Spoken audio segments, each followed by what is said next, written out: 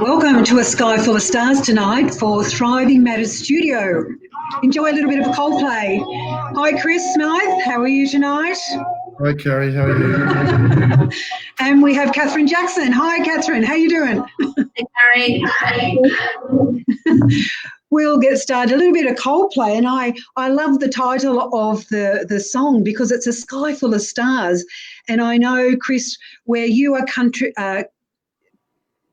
currently leading is absolutely magnificent Sky Full of Stars up in the Armidale region of northern New South Wales. And I know, Catherine, you've worked there and you're currently in Queensland. So the sky is full of stars, particularly out of the city areas. So welcome tonight. Thriving Matters Studio is all about education matters at the moment, and we've been doing a series over the last 6-7 weeks. And tonight I'm bringing you two of Australia's leading specialists, education specialists in school improvement for learning and teaching. And so it's going to be a juicy conversation tonight. A little bit about both of my guests tonight. I'll start with the rose between the thorns. Perhaps, Catherine, I'm going to call you the rose tonight. So Catherine Jackson is the principal at Leopard Tree Consultancy, and her background has crossed many continents as well as states in Australia. A whole range of expertise from system and school leadership roles into her own consultancy. So you'll hear a little bit about what Catherine does with amazing emotional intelligence and a very strong interpersonal relationships with those that she works with. She's got a keen interest in EI, in leading change, building and sustaining change for school improvement, coaching leaders, a really strong focus on wellbeing and health and executive coaching. And really, Catherine's effect and influence is always making your workplace a better place to be. So you're very welcome, Catherine. And if I've missed out anything like, you love bungee jumping or, you're an artist, that sort of thing, you can add that as we go along. How are you tonight? Yeah, I'm very well. Thanks, Carrie. Thanks for that warm introduction. I can't wait to hear what you say about Chris. Here we go. So, yeah, well, yes, I think Chris is into caving, aren't you, Chris? Or rapid canoeing? Or anyway, Chris Smyth is also a leader within his own right, and his expertise over many years in education has moved from the classroom all the way through to systems leadership, through a number of leadership roles. So he has a really strong understanding of all the different steps most of our teachers take when they're moving into leadership roles, from coordinator roles into assistant principal roles, and then into working in administration and system roles, liaising with government through government policy. And he's currently the director of Catholic Schools Office in the Armidale Diocese of New South Wales. Now, I do want to declare that I have known both these wonderful educators for a number of years. So I want to thank them for popping on for the conversation tonight, because it's really about what we've learnt whilst we've been in a very different educational experience during the COVID pandemic that we've experienced. And I know we're not in Victoria this evening, where we have more a return back to virtual education, whether we call it home education, whether we call it learning from home, whatever it is that we name it. I know, though, in New South Wales and Queensland, we don't have the same impact that Victoria is actually undergoing at the same time. So thinking of our colleagues in Victoria, thank you very much. So I'd like to say, Chris, well, I'm just wondering, I think you like to jump in a parachute out of high planes. I think what you both do, you have a love of continual learning, and that notion of being the best for the situation, the context you're in, really shows up in your work you do. So you're both very welcome this evening. So let's have a juicy conversation. Now, Chris, I'm going to start with you because you have a large area of schools that are all part of a family, basically, a system together, and you're the director of that system. So when we talk school improvement and a culture of school improvement, give us a bit of a snapshot of what really puts a smile on your face, what gets your heart pumping, what's the passion around this area? I think school performance and having a system of schools that focuses on school performance is really important, and I'm very keen on systemness, and that means strong collaboration between a network of schools, between schools and within schools, and building on a clear, well-articulated vision that says this is how you improve schools, this is how you measure your impact on school improvement, and giving people the resources, people, money, sharing resources so that they can improve conditions for student learning, teaching, leadership, wellbeing, all continually on an ongoing basis. Well, I think some of the magic words in there are around sharing and collaboration and working together. So that's how I know of your work. And it would give you great joy to be able to work with schools who have the same impression, the same desire to work together for the benefit of the learning of their students. So, Kathy, what about you? Your focus, you work one-on-one, you work with leadership teams, you work in a whole lot of areas around school improvement. So what puts a smile on your face, gets your heart racing, basically, around the work that you do? Look, I think, first of all, it's really important. You know, it means something. It's the work we do, we're really privileged in terms of the fact that we make a difference. And what comes along with making a difference is that it's hard work, isn't it? It's not simple, it's complex, and there's always room to improve. And even though I do work one-on-one, and that's great work, but almost invariably the focus of that one-on-one work is how you work well with other people. And then I often work with leadership teams and school teams of various configurations, and I think that's when I really get a smile on my face, when I see people working together and teams really working effectively, building that sense of trust and shared mission and shared purpose to get the important work done. So yes, I think it's really about the fact that the sort of work we do is too hard to do on your own, and the only way to really get traction and impact in our work is for people to be working really effectively together. I think you make a really good point there. And what I know of both of you is that you have worked in all different systems of education in Australia and overseas, whether it be system like a Catholic school system, whether it's government school system, whether it's working with liaising between the administration bodies. So you've got a strong background in perhaps the nuances of each of the systems. But the core, from what I hear from both of you, is that it's all about the people and getting the most effective performance and thinking out of the people that you're working with for school improvement. Yeah, I'd support what Catherine's saying about we would use expressions now, even since post-COVID, around high-performing teams. You know, getting the leadership team right, getting the middle leaders right, getting the teams that may work as stage partners right. Once you get the relationships right and they understand what good teamwork looks like, then you can get them to identify the right work. And the right work is looking probably different since this year. And once you've got the right work, you get to work and you start to measure the impact of your work. And that's what good teams do. And high-functioning teams affect whether kids learn well, whether kids are safe and happy at school. It impacts upon teachers and how they they enjoy their profession, how motivated they are, how inspired they are to make a difference every day. So it really is.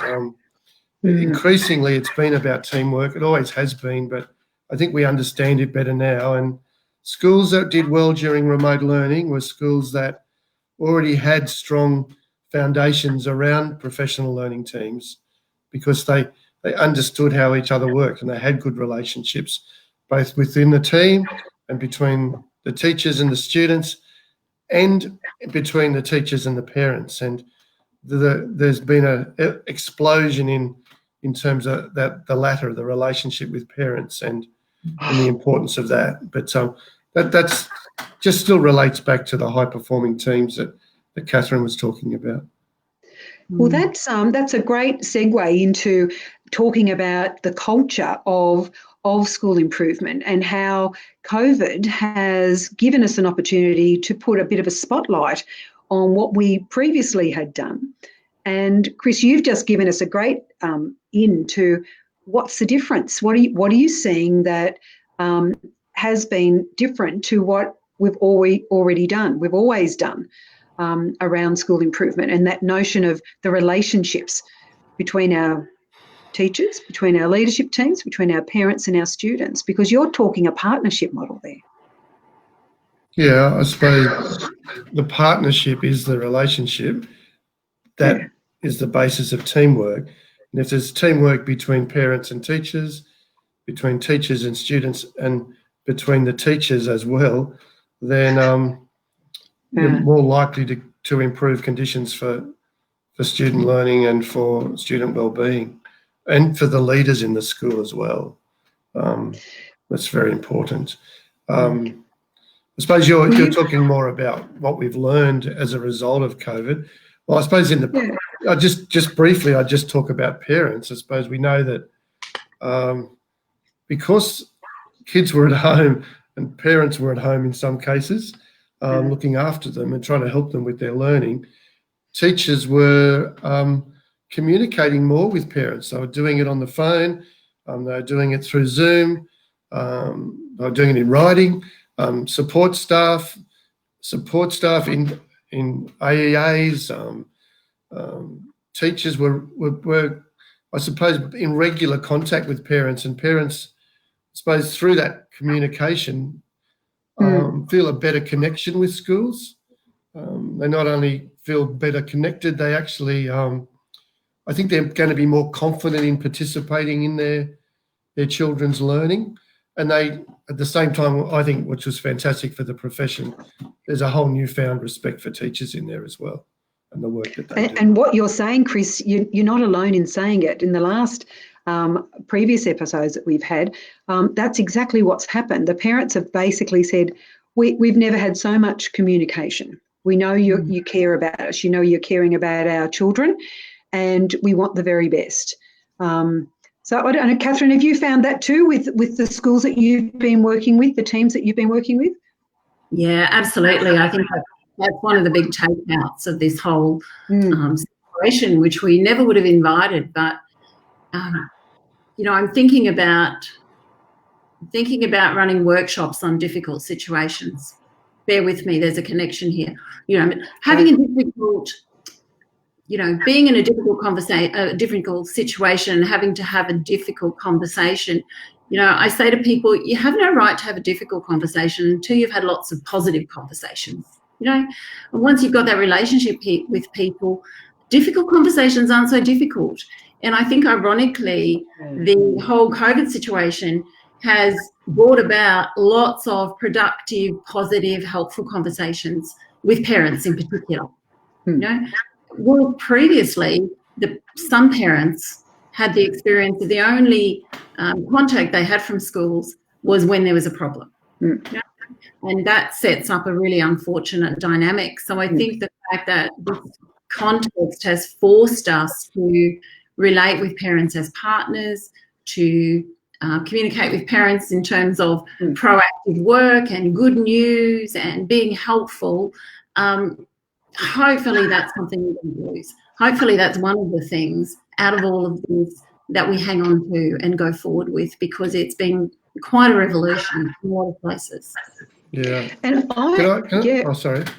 I just think that the example of that is in the, I think that's really important, Catherine, that whole concept of parents suddenly being involved in positive conversations. We found we were working on it, and there was a little bit of resistance around moving parent-teacher nights into a more, I'll use the word collaborative thing again.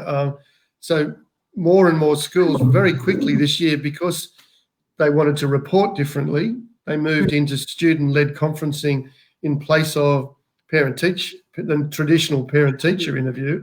And so the conversations where a student is leading the conversation with their parent or carer there and the teacher, they were the sort of conversations Catherine's describing. They were positive conversations about the learning goals of the student, about how well the student was doing, and it was facilitated by, a young person who was really pleased with what they were doing.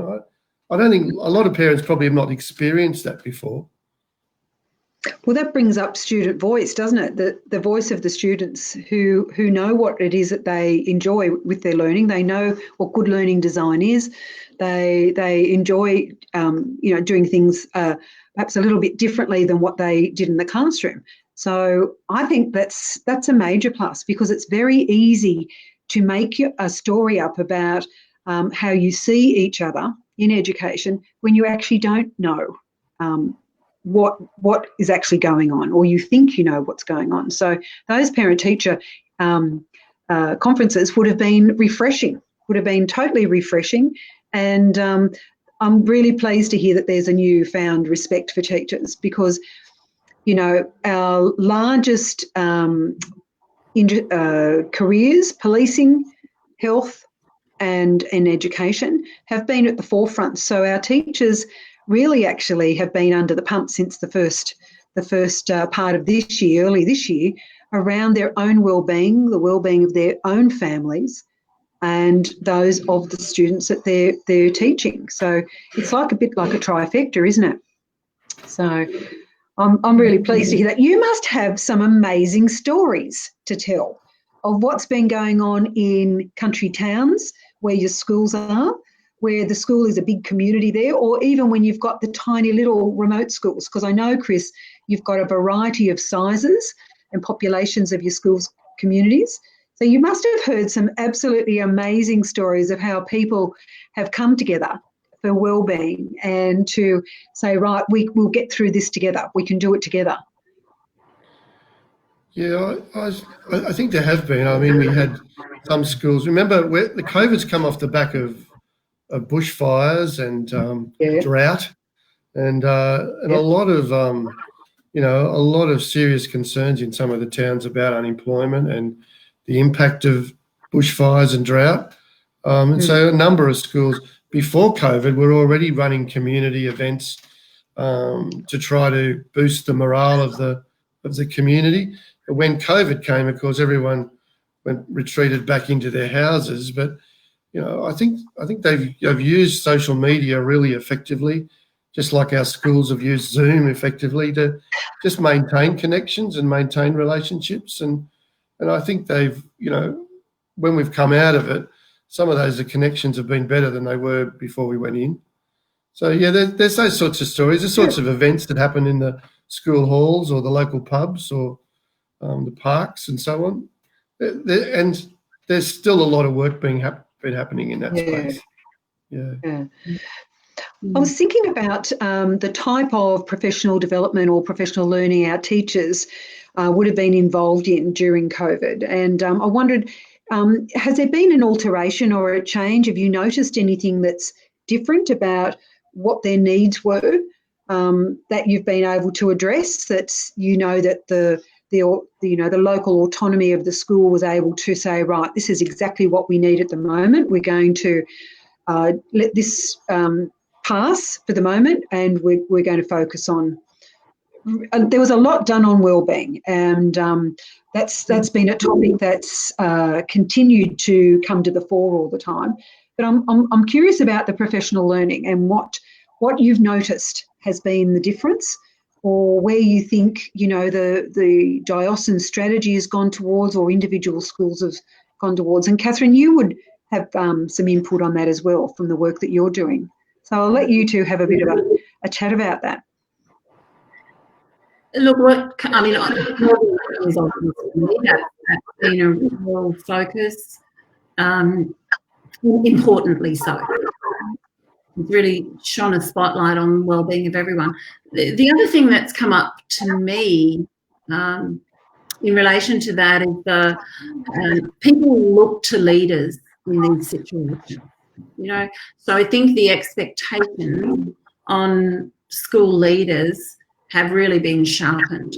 Some of those are in relation to wellbeing, staff, sometimes in relation to community support, sometimes in relation to curriculum continuity and use of technologies and so on. But I think it's really highlighted the fact that people are looking to leaders, and they're looking to leaders for answers, and they're looking to leaders for support, and they want their leaders to be visible more so than ever. And again, I would go to the fact that they're not looking to one person. They're looking to the team of leaders in the school. And we're looking, I think, in these sorts of situations, we need real leadership density in the school. Like what's been demanded of our leaders in this last little while is it's just not capable. One person cannot deliver this, right? Yeah. So again, we need teams of leaders, we need teams of teams, and we need leadership at all levels, obviously at national and state level, but at system level. We need strong, collaborative leadership. At school level, we need strong collaborative leadership. And I think that's been a real challenge for leaders as they're looking after their own well-being of their own families, often their own children, as well as trying to look after communities. So I think it's been a tough gig. And for the most part, I think they've risen to this beautifully, but it can't be a solo exercise. It's too complex. No. Yeah, I agree with you. The cost for an individual leader to take everything on and be sort of what I'd call the grand poobah, that is just too great. And it's an outdated mode of leadership. It's outdated now because all the research and literature is saying it's around the teams. It's about the development. So it goes to those, each of us working together. It's like that invisible little bit of an injection of power into each of us so that we can work together and walk together to share this. It goes to it goes to relationships. And so whilst we're all, sort of thriving in a way that's helping us manage our day-to-day, but also being able to say to our colleagues, we're all going through this together at various stages. Let's work together. I think it's critical. Just looking at areas. I think the professional learning reality of schools is, like Catherine said, it's about the leader has to be adaptive and adapt to the local context, but at the same time, if they don't share their leadership, don't distribute leadership, then their own self-care is not very good and their own well-being will just go down the spout. And so we are seeing learning teams of teachers, learning teams of students too, but learning teams of teachers. We've known for a long time now that on-site professional learning of teachers in teams, doing action research around to find out what works best, often to change their beliefs through new practices that change their belief. That's the way that teachers learn most effectively. And they had to do it quickly. It's the quickest action research project we've ever run in terms of seeing what the need was, having some hunches, drawing up a hypothesis, coming up with a plan, implementing it and evaluating it on the run. And that's a really big ask of any professional, but teams of people doing that can do it. And we've got data around, we've taken data around how people felt about that. We asked parents how they felt about it, leaders how they felt about it. And, unreservedly, people were really proud of what was achieved. So professional learning, meeting in response to immediate need. Teachers having some choice in their learning. It really has a big impact on how, I suppose, even about how satisfied they feel about what they do every day. And it's really, I mean, leaders at the end of the day, they've just got to keep teachers motivated and inspired to keep doing what they do. And that's been a real challenge for everybody, because some of it's been long hours and, you know, lots of new work, dealing with new technology sometimes for some people. But they had a go, and they were very successful. And I think that's why the respect for teachers should be there, because they just responded so quickly to a really difficult situation. Well, one of the things really that I believe helped people on was that they weren't alone in it. They're all in it together. Like, it wasn't an isolated case. It was the community. This is how we're going to do it. And there's a great comment here from Gary, followed on by one from Heidi Jean, you know, talking about our early career teachers who really were provided with many opportunities to shine and provide professional development within their own school communities. You know, the early career teachers created, you know, a Catholic professional learning community at its best through the tough times in COVID. Now, that's beautiful recognition from a teacher who's not only teaching with these young teachers, but has got years of experience on them, but looking in on it going, you know what, they rose to the occasion. And it was because we had a community around us. So thank you, Heidi, for that. It's nice to thanks, see. Heidi. That's good. So Chris and Catherine, you might recognise some of the names that pop up in the chat as we go through. Yeah, I think early career teachers really, you know, they really benefited from the time to step back and, I suppose at the end of the day, plan and program without 30 students in front of them in the same way as they used to. But it's just different planning, different sort of work. But they certainly got to think about what was essential learnings and what were strategies that were going to work in a remote situation. And that's a really big challenge as an early career teacher. So, I mean, it brings to mind, though, if this is how we did it under these different circumstances, what could we let go of that is perhaps hindering the nature of being able to make decisions for the needs of the students, the needs of fellow teachers, the needs of families, that role of partnership? What could we let go of that should be something we consider as we go forward? Because it's highly possible that we will continue to have COVID viruses that come in and out. The nature of this particular virus is that it does mutate. It wants to live like most viruses. It wants to live. So, you know, with the advent of a vaccine coming perhaps early next year, it's, you know, they're talking about something like a flu injection that has to be based on a different strain or strains each year because it keeps creating itself. So I suppose if we're in this situation again, what do we take from what we've been through? What do we get rid of? Any thoughts? Karen, it's interesting. I was thinking about our conversation today, and what came up for me was the work of Neil Pasricha, who you may know. He wrote all those books that have got awesome in the title, you know, You Are Awesome, Yep. Have an Awesome Day, and so on. And he has a 2-minute reflection for the beginning of his day, which I love. And he just encourages people to take 2 minutes, the beginning of the day, answering 3 questions. What will I focus on today? What will I let go of today? And what will I be grateful for today? And I think they're great for a reflection about your day, but I think they work just as well for COVID. I mean, what do we know now that we need to focus on? You know, and the answer for that will be different in different communities. And what do we need to let go of? I think this is such an important question because there is plenty to let go of. We've been carrying on about cluttered curriculum and, overworked teachers and, being overwhelmed for years now. And some of that stuff has been let go. So let's let it go. And then I think that third question is, what are we going to be grateful for? What are those things that have happened that we don't want to let go of, that have been really crucial to everybody getting through that?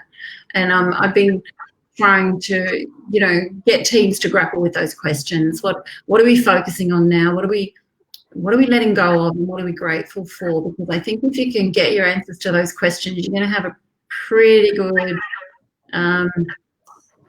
sense of direction for the next steps. Yeah, I think they're great questions. What do you focus on? What do you let go? We've been talking about. Dylan Williams has been saying it for years that teachers do lots of good things, and we've been saying to our teachers, stop doing good things, do less. Yeah. And it's really hard for teachers to let go of things that they think are good. But doing less, and like we've said to them, there's too much assessment. Get rid of summative assessment at the extent at which it occurs in secondary schools from 7 to 10, in primary schools. Kids want feedback. They learn from feedback initially in the classroom. That's where they want it. They don't want homework. Parents don't want homework. Sometimes homework's just used to justify the school fees people pay or whatever it is. But really, the research is showing you don't need homework. Assessment's over it. Marking has got to go to the extent that it occurs now. I'm taking home a big pile of books to mark, or 30 pieces of 30 essays to mark all the time is not improving student learning. That's not that. They're things that can change. So, and there's a whole list of other things that teachers should stop doing that support staff can do in schools. There's so many things that even leaders are doing that really competent support staff can take off teachers. So much administration stuff that let teachers and let leaders focus on instruction and good instructional leadership. There's some of the things I think we've been talking about that you just got to let go, do less. Well, I think we've got to bring it down to where do we get the most value? Where do the kids really enjoy their learning? Where do the teachers really enjoy their work? And I think that's part of the issue. There's that saying also, if it's not serving you well, why do you still do it? It's the same. What are we letting go of? And I think that's core. We've got some comments here from Belinda Burton, Alison Hatton, Jamie McDowell. I'll just put Jamie's up there. Remote learning platforms provided great real-time parent workshops around how we lead learning. Virtual gradual release in action, a much better indirect turnout than if on-site options were provided. And I thank you, Jamie, for that comment, because I better show it there, because, there was quite a lot of thought that AI or artificial intelligence and the way we've been increasing the intuition of devices, apps, to sort of give us the information that we want, that was looked at as perhaps destructive. Well, in actual fact, our AI helped us remain to be connected, increased our connections. There were, yes, ups and downs, Wi-Fi bandwidth problems, NBN, you name it. We all have a bit of a laugh about it now, or, Zoom's falling out, various things, but it still allowed us to be connected. So if we were to look at the future for our kids, we're still learning without a teacher in front of us. If you think about this, we are still able to learn. So what are those skills that would actually, if we amplified them for in our school improvement plans, in our professional development that we put together, if we improved and amplified some of those, imagine the type of learning that could go on if we ended up in circumstances where we continually get these pandemic viruses. And the breadth, sorry, Chris, I was just about to say, the breadth of subjects and learning for our students across the country, in the country areas, shouldn't just depend on a teacher who you've got on staff. It should be that we've got access to the 4-unit maths, access to Latin, Italian, Chinese, whatever it is. I think we can look at it slightly differently. And it goes back to what we value in education, I think. Just want to be a little bit controversial. I'll put it out there. I mean, Jamie is the principal out at St Philomena's at Moree, and like many of our principals, did a great job in terms of trying to create some equity for students, because I think COVID has raised a really big issue around student equity. We made sure that students had devices, but it's one thing to have a device, it's another thing to have access to the internet. So, places like Moree, they were providing learning packs. They were also providing online learning. 80% of students were 85 to 90% of students engaged in remote online learning. The data showed us that. Some of them had to resort to pen and paper because they just didn't have any other choice. But certainly it showed us that we do have the capacity to deliver online different certain subjects that you might not be able to deliver in a particular location, but you could collect schools together and provide an online opportunity for learning. We've done a bit of that in the past with some of the subjects that are hard to provide teachers for in local schools. We can have a central point at which a group of students from different schools can access. I think it's given us confidence to do more of that. But the thing that happened at Moree and right across our schools is that students could choose their mode of learning. They could choose what they wanted to learn, and they could choose when they learned it. And there's some great messages in that in terms of when they came back into schools, because they suddenly realised they could be independent learners. They could choose what they wanted to learn, when they wanted to learn it, and what mode they wanted to learn it in. And we also learned that different kids had different learning styles, that perhaps teachers are already aware of those learning styles, but they were a lot more obvious in the remote learning. Yeah. Teachers probably got to know some kids a lot better in terms of how they learned. So I'm hearing a lot of pluses.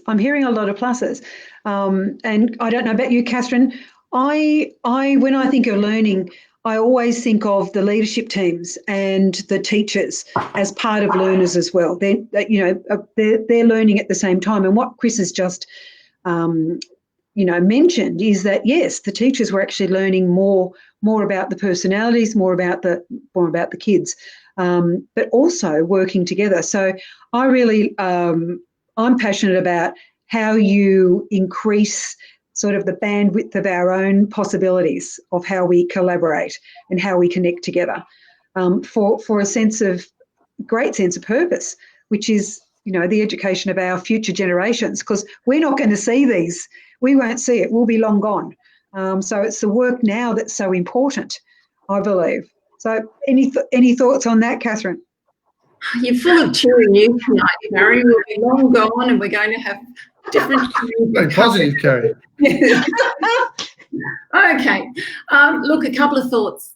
Firstly, just with what Chris was saying, certainly I've been hearing stories about students who have really found their voice because they've been working in different modes. Students who had very poor attendance, and ironically, their attendance actually increased during home learning. So they were very active in terms of their learning because they were able to work in a different mode.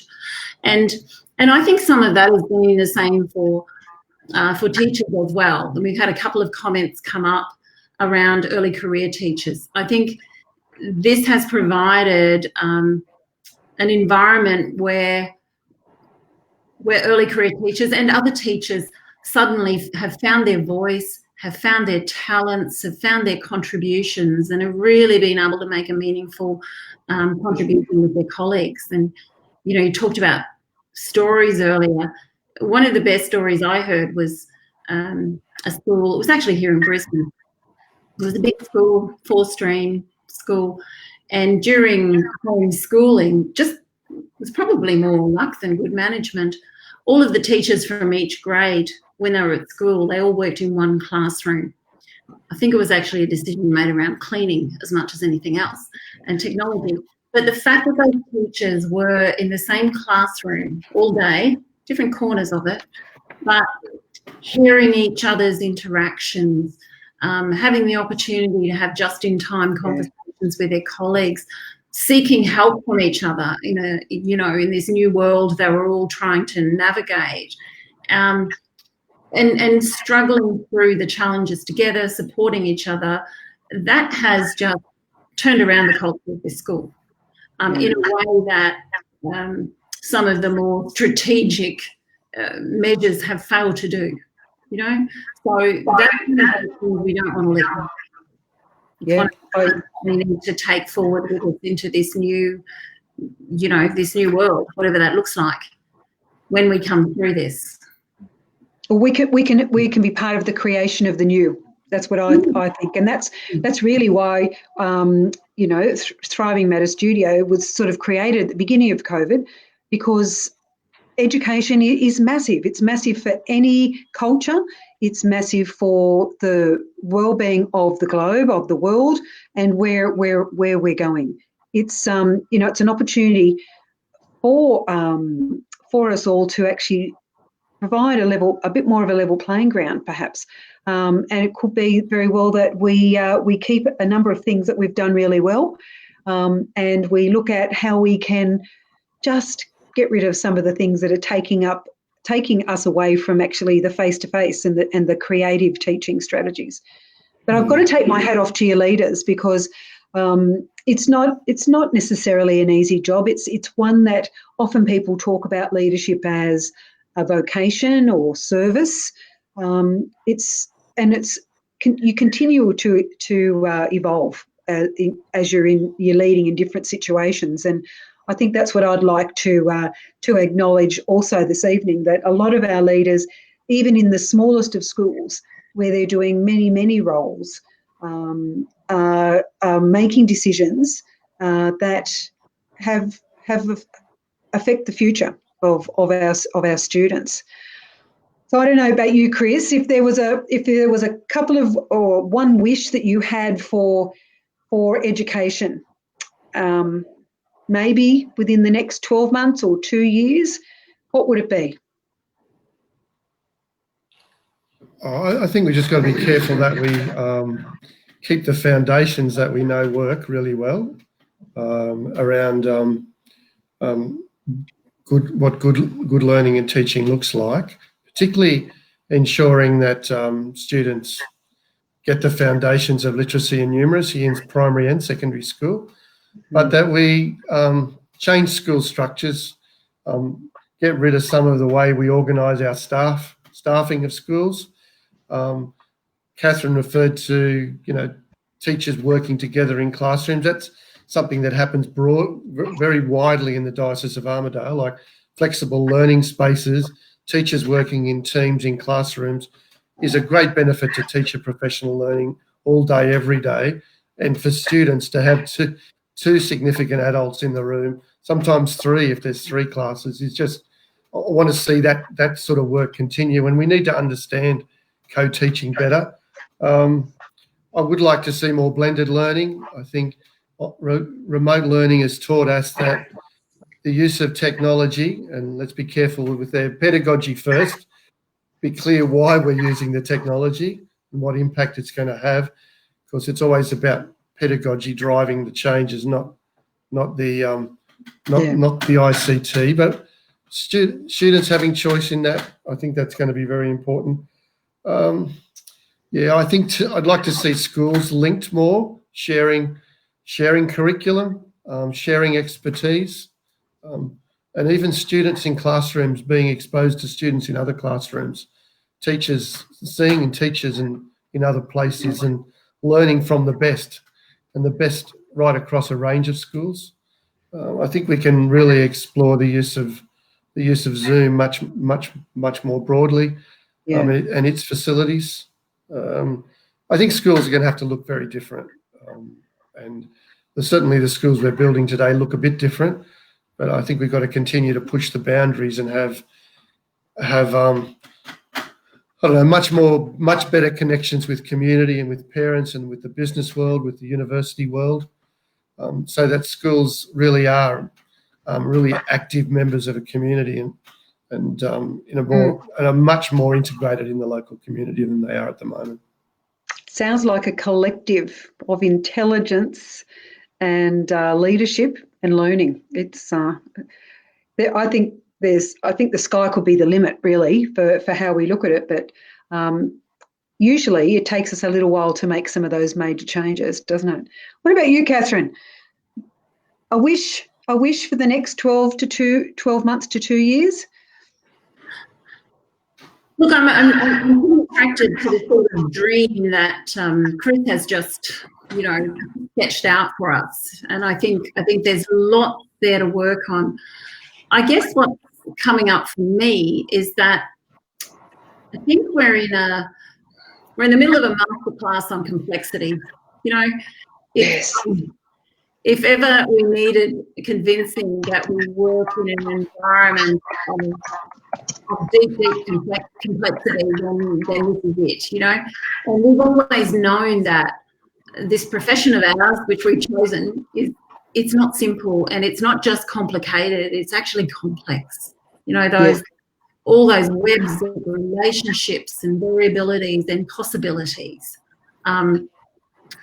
which is what makes the whole thing exciting. And the way to work with that complexity is to paint the dream and have the dream, and then just take the next little step towards the dream. I think we've also got a little bit carried away with thinking, we need these elaborate staged plans and, projects and programs and things. I think we need to be clear of the direction that we're setting for ourselves and what that dream looks like. And then we just need to take the next little step and then say, did that work? Well, let's do some more of that. And what else can we do? And what's the next little step? And it is, and that's what I see is happening at the moment. Let's try this and see if that works. And if that works, let's do a bit more of it. Let's be a bit braver in tackling some of these complex issues. I think it's really exciting, the skills and the capabilities we're discovering in ourselves and each other because of these challenges. And we're just going to keep going. It's important work and it's exciting work. But it's just like, what's the next little step? What's the next thing? Well, it's a ripple effect, isn't it? And we can overcomplicate things. And being practical, meeting the need at the context that you're in for the time that you're in, has shown us that we can make decisions that are life-giving for our students' learning, for our teachers' learning, for the leadership. A couple of comments just as we finish here. Exciting times for education and, agility. I used the word pivot earlier on in COVID and people just go, they either love it or hate it. So it's about being flexible and adaptable. And I think we've got some great, as you said, some great action research, Chris. We've got some examples. And we also need the autonomy to make the decisions at local level. But look, I've got to thank you both for all your comments tonight, for doing the thinking, relaying what it is you've seen and observed, your insights. Thank you for your leadership in this area. It's a phenomenal life that you have chosen for yourselves. There are many, I'm sure, lonely moments when you have mammoth issues or problems. What do they call them? The big problems, the wicked problems to solve. But both of you believe in collaboration, in developing your leaders, being open to different thinking. So I want to thank you for that on behalf of my grandchildren. So they're the next few generations. I think it's really good you mentioned your grandchildren, because I think that's one thing I wish I'd said before, is that it is still about young people and their learning. It's about the students in the schools, and it's always got to be focused on what's best for them and their well-being. And this has been a tough year for a lot of our young people. Year 12 and kindergarten have probably done it really tough, and not probably have. And we have enough issues around adolescent mental health to have mental health issues K to 12. That's right. In these times, we've really got to look after them. That's right. And that's I'd just like to thank you both for doing that on behalf of all the families that put their trust in you to educate their children, and all the leaders who just go, right, I just have to get Catherine Jackson in and have a chin wag with her around all the skills that she can help us develop and work through. So thank you to both of you. Chris, you're easily found, the Diocese of Armidale Catholic School Office. And Catherine, your best contact? Probably LinkedIn, Carrie. It's a good place to find me. Leopard Tree. LinkedIn. Thank you very much. We've had a little bit of a Wi-Fi lag tonight. I'm just going to say thank you to our commenters tonight, our participants. So Jamie McDowd, thank you for providing the opportunity. Lots of takeaways from two great system leaders. That one we're going to show there. Gary Burnett, thank you. Burdett, thank you very much. Maurizio Vespa, Kate Hinton, Jacqueline Waite, Alison Hatton. Lots of interesting comments there. Thank you very much for your interest. So if you're interested in more of what I do, Carrie Benedette is easily found, Carrie Benedet. You'll find me on LinkedIn and lots of socials. I'm passionate about thriving. Everyone's thriving matters, and education in particular. So go gently when you can. Look after those precious ones that you have and that you love, and make sure you get a cuddle tonight from somebody. Thanks for having me. Thanks, Catherine, very much for joining us. Thank you very much for your time and your interest and your passion for education. Bye, everybody. Talk to you next week. Bye for now. Thanks, Carrie. Thanks, Catherine. Thank you. Bye. Bye-bye.